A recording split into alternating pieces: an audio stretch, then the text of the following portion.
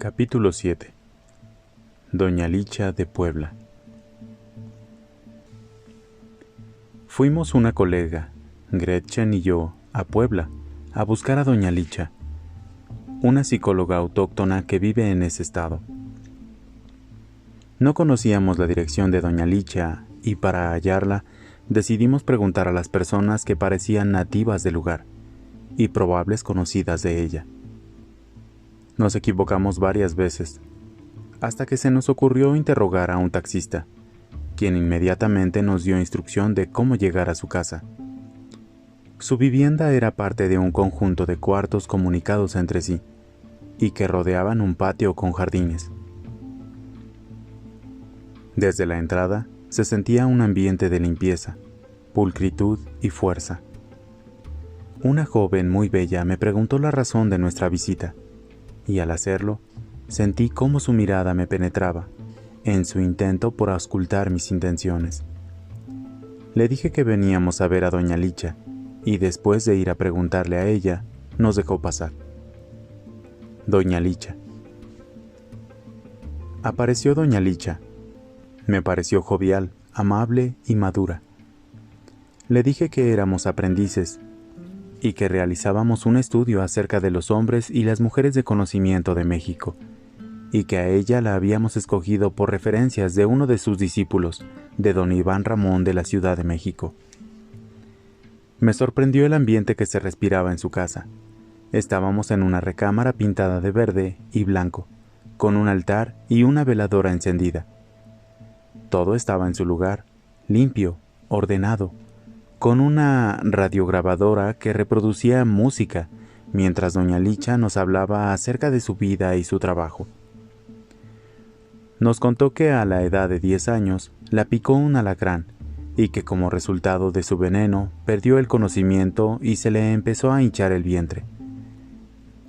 Trajeron un doctor, pero al no encontrar ni oír el pulso, la diagnosticó muerta y no le inyectó ningún antídoto.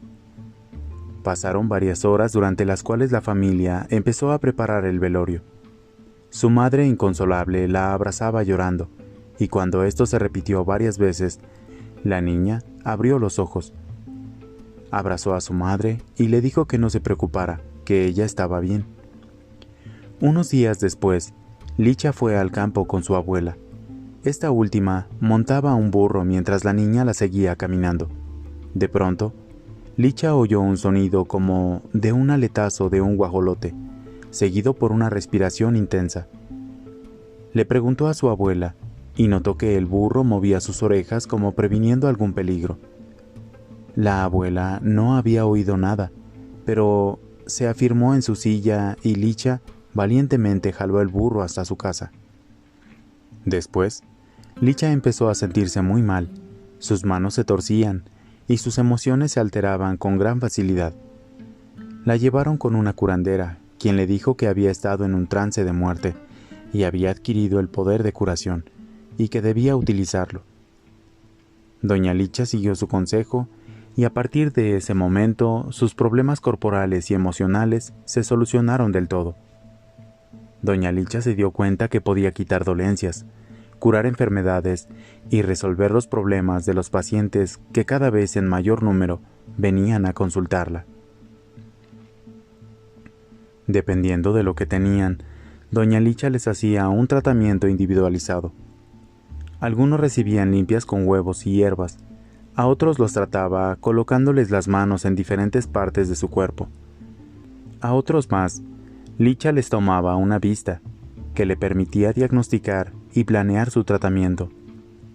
Estas técnicas serán descritas enseguida. Técnicas de curación de Doña Licha. Las vistas son un procedimiento de diagnóstico común entre los chamanes y curanderos de México.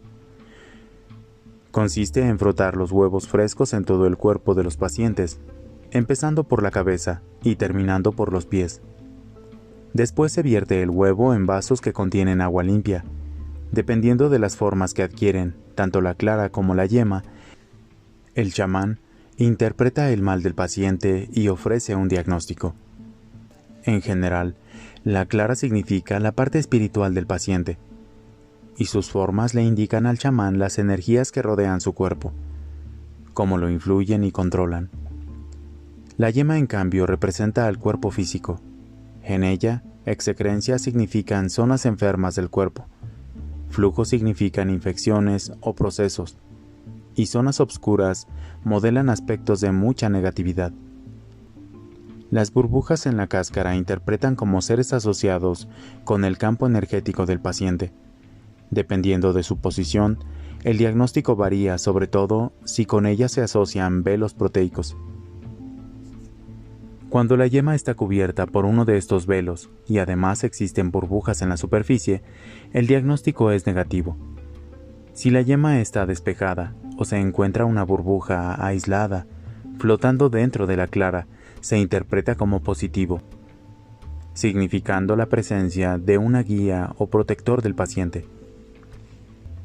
Cuando se observan dos burbujas grandes, rodeadas de un velo flotando sobre la yema, el diagnóstico es de un ser que vigila al paciente y ha sido colocado allí por un enemigo, como resultado de envidias o celos. Cuando la burbuja se encuentra incrustada en la yema, se considera que hay un espíritu ahogado. En realidad, la descripción que acabo de hacer apenas si da una ligera idea de la complejidad del diagnóstico asociado con las formas de vistas. Dependiendo del diagnóstico de la vista, doña Licha decide su tratamiento. Este puede consistir en una limpia, utilizando como instrumento el propio cuerpo de la psicóloga autóctona, y sus manos como medios, para alejar zonas de desequilibrio. O el uso de huevos que son frotados en la cabeza, espalda, manos y brazos del paciente, o bien lociones que se untan en las sienes con el objeto de despejar energías negativas. Doña Licha utiliza un procedimiento peculiar que consiste en colocar sus manos, previamente bañadas en bálsamo, sobre las orejas del paciente, realizando un movimiento hacia afuera como de succión. Más adelante frota la nuca y la frente del paciente, y por último sopla fuertemente dirigiendo el aire hacia la nuca. Yo fui sometido a un procedimiento como el que acabo de relatar, con resultados muy positivos. Mi sensación fue de relajación y liberación de bloqueos mentales.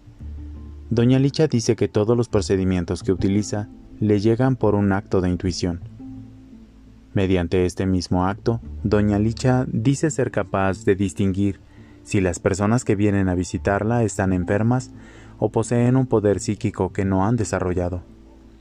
De acuerdo con ella, si una persona tiene el don de curar pero no lo utiliza, la energía que no se da se acumula en su cuerpo y le produce trastornos. Como mencioné antes, doña Licha recuerda que el haberse dado cuenta de lo anterior en su propio proceso le ha permitido entender el de sus pacientes. Mientras más curo y doy, me dijo con voz alegre, mejor me siento. Cada vez que curo a un paciente me curo a mí misma. Doña Licha utiliza su propio cuerpo como herramienta en sus curaciones. Distingue la enfermedad mediante sus manos, colocándolas en diferentes zonas del cuerpo de sus pacientes, con lo cual detecta excesos o faltas de energía, desequilibrios o balances. Esta psicóloga autóctona dice ser capaz de diferenciar entre la enfermedad de un paciente y el don de poder o curación, que puede manifestar síntomas similares. Cuando descubre un poder en alguien, hace lo posible para impulsar su desarrollo. En ambos casos, de enfermedad o poder, doña Licha intenta no crear dependencias. Una de las más impresionantes lecciones que doña Licha ofrece es la confianza en su cuerpo como instrumento de curación. Las hierbas, huevos de limpia y las medicinas las considera como eventuales y secundarias en comparación con su presencia natural y su intuición. Al preguntarle acerca del origen de su capacidad curativa, ella insiste que ésta depende de su grado de entrega e impecabilidad. Doña Licha no es una medium, ni parece interesada en penetrar en trances inconscientes. Lo que sí expresa es un deseo ferviente por encontrar un maestro que la guíe en su camino.